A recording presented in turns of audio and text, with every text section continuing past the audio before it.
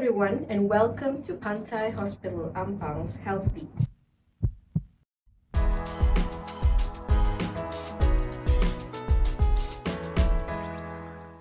Today we're discussing what many women go through, but may be embarrassed to talk about: navigating the transition from perimenopause to menopause. Whether you're just starting to notice symptoms or you're knee-deep into perimenopause, this episode is for you. We're diving into the journey with Pantai Hospital Ampang's resident obstetrician and gynecologist, Dr. Sai Sudha. So, Dr. Sudha, let's start with the basics. Sure. What exactly is perimenopause and how does it differ from menopause? What are some of the symptoms that women may experience? Okay. So, Audra, when we talk about perimenopause and menopause is a stage when you don't have your menses for a complete 12 months, and then we diagnose someone as being menopause, right? But perimenopausal period can actually range anything from 5 years to a decade before you actually attain your menopause. And it varies from person to person. So it could be a decade, but usually it's anything between 4 to 5 years before you actually attain menopause.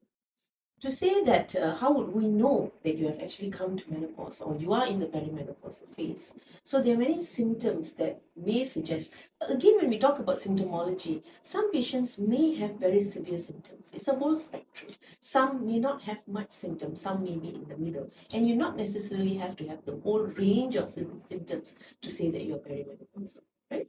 So the symptoms that we're talking, that I'm referring to are, I'm sure a lot of people know, hot flushes when you feel hot at the face, insomnia, inability to sleep at night, vaginal dryness, skin dryness, loss of libido.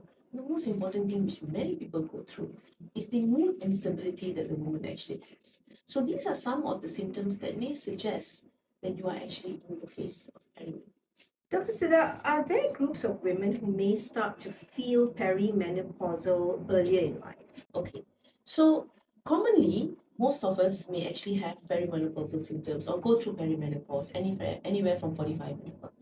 But it can actually start from 40 and above. So this is very much also sometimes dependent on when our mothers or elder sisters menopause. We may follow the same trend. Okay. However, if you menopause or having menopausal symptoms before the age of 40, okay, especially if you are in your 30s, it can happen in the 30s. Okay. You have to get yourself examined because you need to know there is this condition called premature ovarian insufficiency, where prematurely the ovary starts being insufficient and failing. Because it's all about the hormones that are being secreted from the ovaries, right? So if you're having that, it needs to be examined. And sometimes we can actually give you medication to have your periods prolonged till, at least you go into your 40s. Because there's a lot of benefits of these hormones. That is one thing, premature ovarian insufficiency. Other conditions, for example, if one smokes, it's been said that if you smoke, it may shorten it by 1 to 2 years. That means you go to menopause maybe a little bit earlier, by about a couple of years. Okay.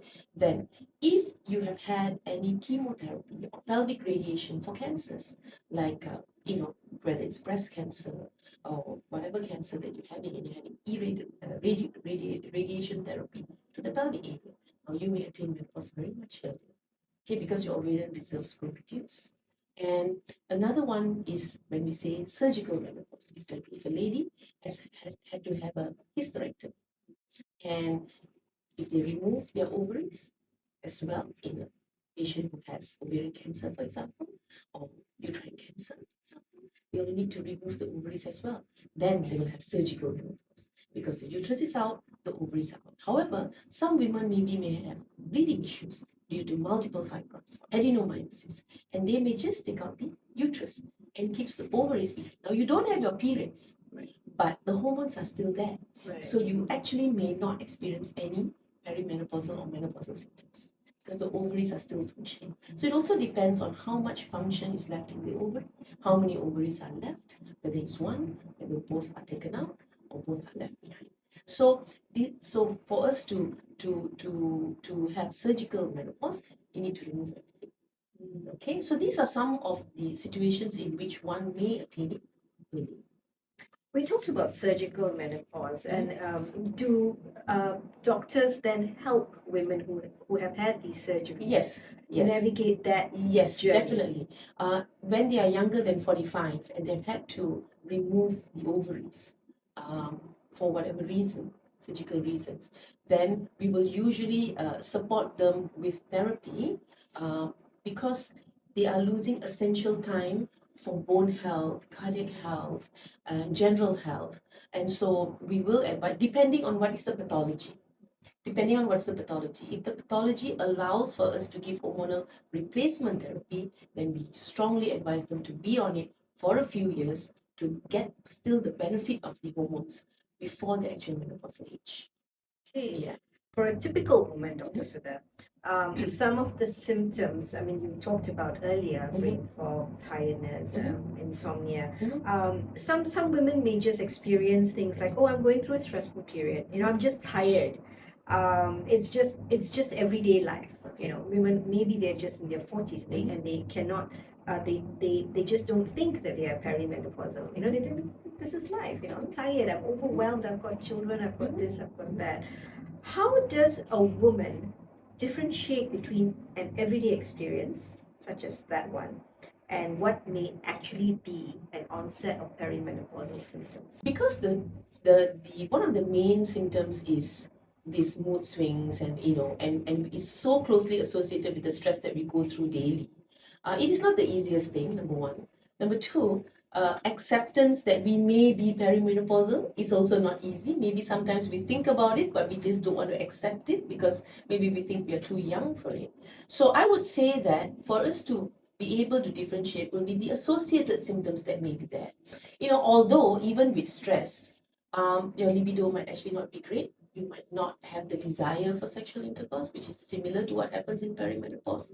But other symptoms like vaginal dryness, hot flushes, if those symptoms are associated are there, and you start having menstrual irregularities, one of the most common things, the periods get shortened or longer cycles, and the flow starts reducing as we go along. Right. These are some supportive things or supportive symptoms to suggest that it actually could be perimenopause and not just the day-to-day life stress that we're going through. And when a woman goes through this, what kind of support would you advise their partner or their husbands can give them? Okay, first thing they need to do is to establish whether they are even in that perimenopausal phase, because I think self-acceptance has to come first before we can seek help from our partners.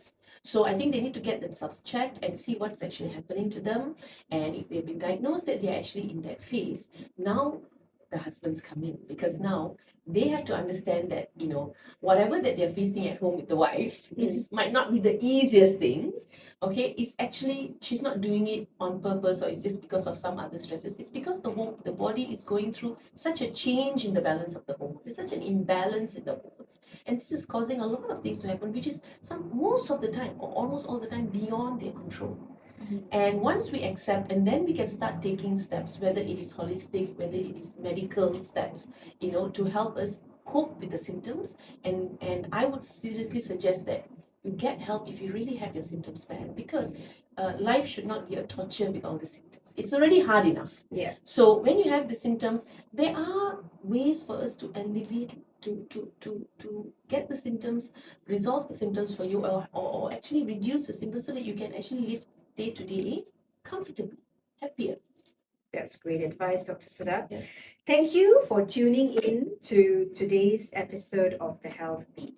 We hope that you found our discussion helpful, informative, and if you have any questions, feedback, or suggestions for any future topics, please do get on our social media platforms and drop us a DM. Your health matters, and Pantai Hospital Ampang is committed to journey with you in your wellness. Thank you.